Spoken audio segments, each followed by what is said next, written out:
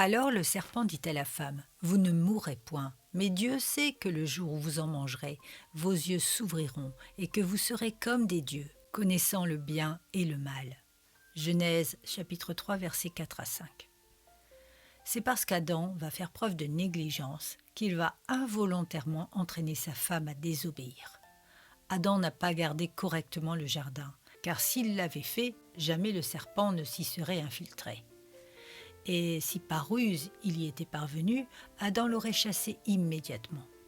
Adam n'a pas gardé le jardin comme il lui a été demandé de le faire. Un jardin entretenu n'aurait jamais attiré un serpent des champs. Pourquoi Dieu avait-il d'abord demandé de cultiver et de garder ? Parce qu'il savait que sans vigilance, l'homme ou la femme se ferait piéger. Le premier péché d'Adam fut donc sa négligence. Et c'est parce qu'il a manqué à son devoir que la femme va se laisser séduire. La séduction ne vient jamais seule. Elle suit toujours un manque de vigilance et d'assiduité dans le travail. Jésus a dit « Veillez et priez » afin de ne pas tomber dans la tentation. Beaucoup trop de chrétiens se laissent séduire parce qu'ils sont légers vis-à-vis des enseignements de la parole de Dieu.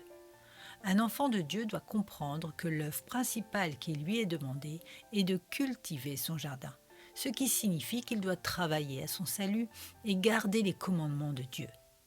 Ainsi, il ne se laissera pas séduire par le mensonge. Le tentateur ne pourra pas s'infiltrer sur le terrain de celui qui l'entretient. Nous en avons la preuve parfaite avec Jésus qui s'est trouvé face au tentateur dans le désert. Jamais il n'a cédé aux tentations alléchantes que le diable lui faisait. Il a obéi au commandement de son Père, avait une communion intime avec lui et n'a jamais fait de compromis. C'est parce qu'il était équipé qu'en tant qu'homme, il a pu vaincre celui qui voulait sa chute et l'a ainsi chassé loin de lui.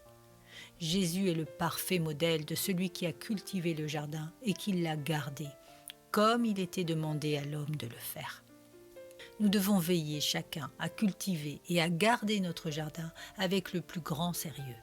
Ainsi, nous ne permettrons pas au diable de nous entraîner dans ses mensonges. Nous ne lui laisserons pas la possibilité de nous faire chuter et de nous éloigner de celui qui veut nous offrir la vie éternelle. Deux maîtres dominent aujourd'hui sur cette terre, Dieu et le diable, et nous sommes esclaves de celui à qui nous obéissons.